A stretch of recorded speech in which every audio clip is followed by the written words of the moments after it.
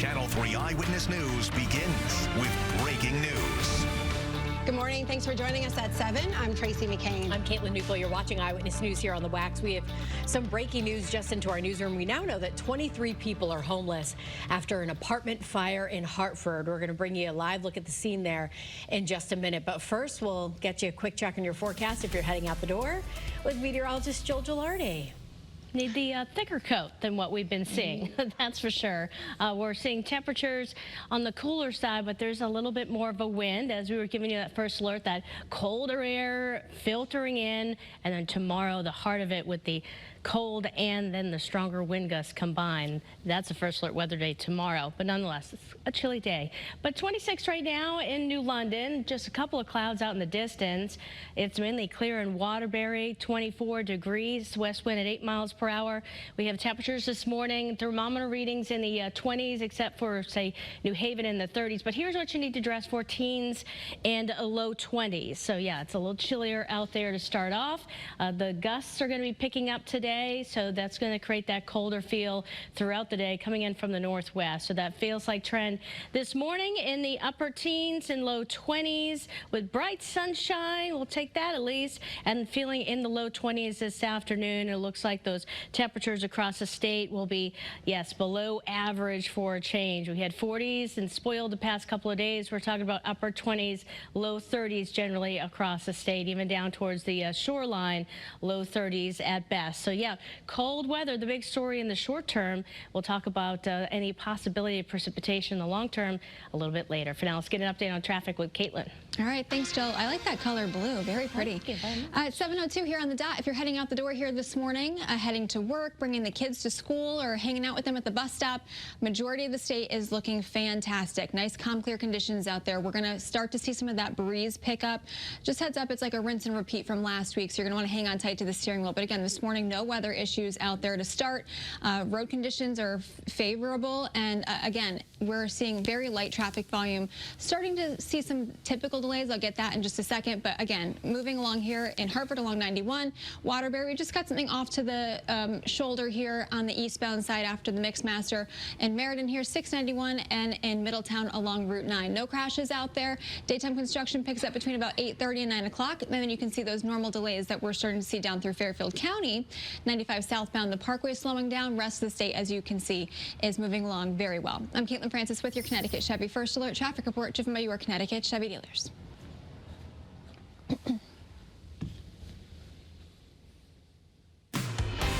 We're staying on top of breaking news happening right now in Hartford, where we have just learned a devastating fire has forced 23 people out of their apartment. Yeah, fire officials say it started last night on Wethersfield Avenue. Crews were able to get the flames under control, but then it reignited at about 11 o'clock last night. Yeah, we were there on the scene. Firefighters say when they arrived, they had to rescue 2 women from that apartment.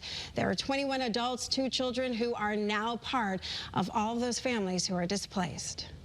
There was someone who lived there, were their relative, and they had to get them, like they were like saying help, help, like help, and they ran out. Now the Red Cross is helping the families impacted, and crews are trying to figure out what caused that fire. Also breaking this morning, Hamas has accepted a draft agreement for a ceasefire in Gaza. So the proposed agreement would force Hamas to release 33 hostages over the next 6 weeks, including 2 female Israeli soldiers. Mediators say this is the closest they've been to reaching a deal, and they're confident that they will reach a ceasefire by President Donald Trump's inauguration on Monday. The agreement's details are still being finalized and needs the Israeli cabinet's final approval. We'll keep you updated. All right, this morning, 2 people facing a judge months after a man was hit and killed by a car on Clearview Avenue in Harwington. 21-year-old Logan Diaz-Lepardo and 20-year-old Abigail Whipple now facing manslaughter charges. Your reporter Olivia Schuler explaining the disturbing connection between the suspects and the victim. According to police, Whipple dated the victim known as Kevin Gangle for over a year. A night before the crash, the pair got into an argument, and Whipple had learned that her ex-boyfriend Gangle had blocked her number. You're taking a look at video from the scene in July. A police report now gives insight to what exactly happened.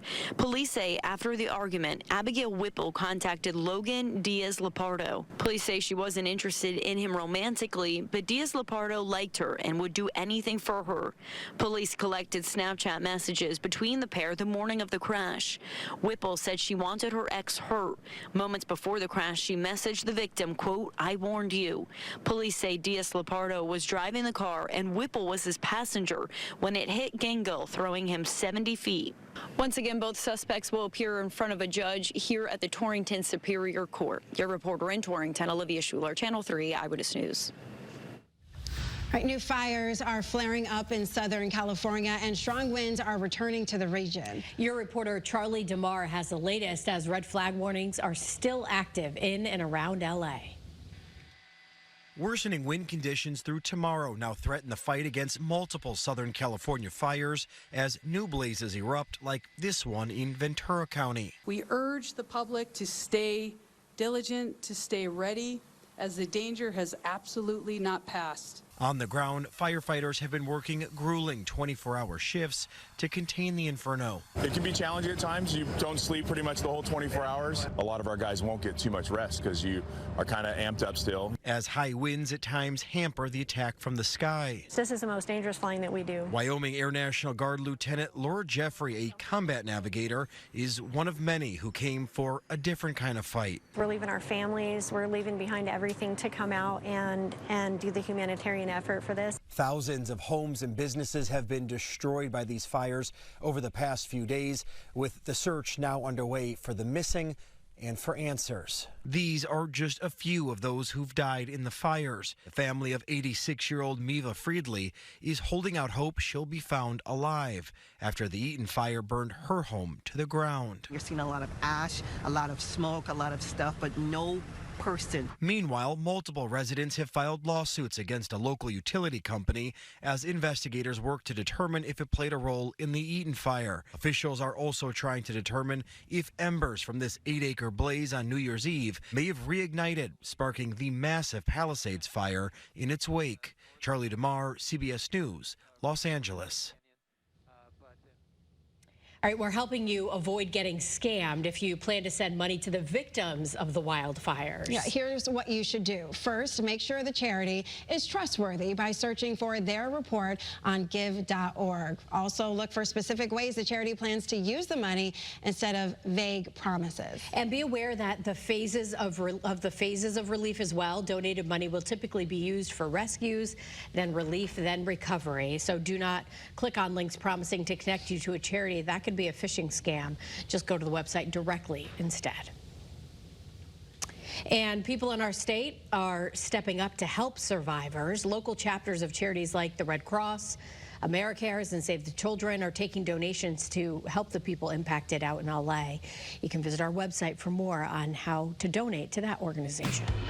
Now to some more news breaking overnight. The Department of Justice has just released Special Counsel Jack Smith's final report on the allegations that President-elect Donald Trump tried to overturn the 2020 election. So Smith claims that Trump carried out a series of criminal efforts to retain power, including applying pressure to local and federal officials and concocting a plan to use fraudulent electors, adding that he believes Trump would have been convicted if he were not elected president. Well, on social media this morning, President-elect Trump responded, calling Smith a, quote, lame brain prosecutor, and said the report was filled with fake findings. A youth basketball coach from Willimantic has been arrested after he allegedly hit a parent in the parking lot with his car, and the whole incident was caught on camera. Your reporter Marcy Jones is live in studio this morning breaking down what happened step by step. Give us an idea here. Good morning. Well, even though the bizarre incident happened outside in the parking lot of Horace Porter Elementary School in Columbia, police believe this was a continuation of a heated argument that started inside the gym during the game. We want to warn you, the video is hard to watch, but thankfully the victim's okay. This surveillance footage from just before 11:30 Sunday morning shows the moment police say the coach of the visiting Wyndham girls basketball team, 29-year-old Brian Baez Rivera, struck a parent with his car after the game. The terrifying horrifying incident is leading to concerns about bad behavior at sporting events. Even though the footage is disturbing, police say the victim and the accused coach have very different accounts of what happened. According to state police, the victim says the coach intentionally ran into him, causing him to fall to the ground, break his nose, and be concussed. According to Baez Rivera, he says the victim walked into his path and he couldn't avoid colliding with him. State police say, however, in the footage, Baez Rivera does not appear to make an attempt to avoid striking the victim. Channel 3 spoke with a man who trains referees for Parks and Rec and travel basketball leagues. He tells us he was disgusted at what he saw. When it comes to basketball, things shouldn't end that way. We use basketball to have fun. We use basketball to cope with it. We grow as a human being. So seeing two individuals that's indirectly not involved in the game to be in a situation like that is very unfortunate.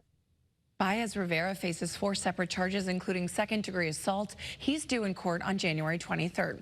Your reporter in studio, Marcy Jones, Channel 3 Eyewitness News. Well, investigators now trying to figure out what caused an explosion at a home that killed 1 man. Firefighters responded Sunday night to the home on Horseshoe Drive and found a 56-year-old man inside with serious injuries. First responders took him to the hospital, and he died yesterday. His name has not been released.